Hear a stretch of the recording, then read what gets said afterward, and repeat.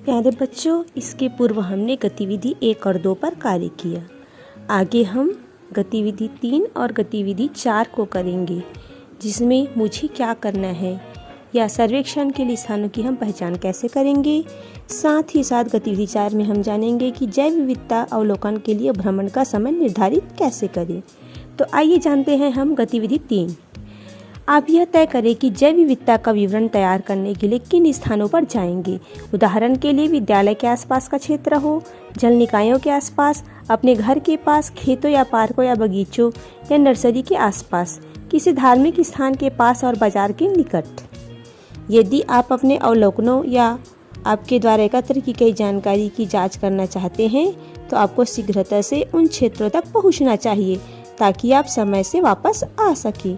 हमें कुछ प्रश्न आपको सर्वेक्षण को व्यवस्थित रूप से संचालित करने में सहायता करेंगे, जैसे कि आपके आसपास किस प्रकार के आवास मौजूद हैं, वन है, आर्द्रभूमि है, घास के मैदान या शहरी क्षेत्र। क्या आपने कोई ऐसा क्षेत्र देखा है जहां अन्य क्षेत्रों की तुलना में अधिक पौधे उगते हैं, हाँ या नहीं। आप अपने आसपास किस प्रकार के जीव देखे हैं, आपने पक्षी देखा, स्तनधारी या कीड़े आदि। क्या कुछ क्षेत्रों में पौधों और जानवरों के सर्वेक्षण के लिए कोई विशेष प्रयास किए जा रहे हैं।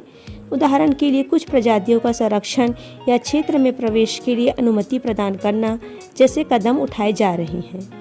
जब आप इन स्थानों पर जाने की योजना बना रहे हैं तो उनको हमें एक सूचीबद्ध करना होगा। गतिविधि 4 में हम देखते हैं जैव विविधता अवलोकन के लिए भ्रमण का समय हम निर्धारित करना। स्थानीय विशेषज्ञों, जीव वैज्ञानिकों, संरक्षणवादियों और अन्य लोगों से इस विषय में सलाह लेना होगा। अपने आप को समूहों में विभाजित कीजिए। प्रत्येक समूह में अधिकतम 5 विद्यार्थी हो। शैक्षणिक वर्ष के अलग अलग समय पर पहचाने गए क्षेत्रों का भ्रमण करने की योजना बनाएं ताकि आप देख सकेंगे कि विभिन्न मौसम परिदृश्यों के दौरान कोई परिवर्तन होता है या नहीं होता है।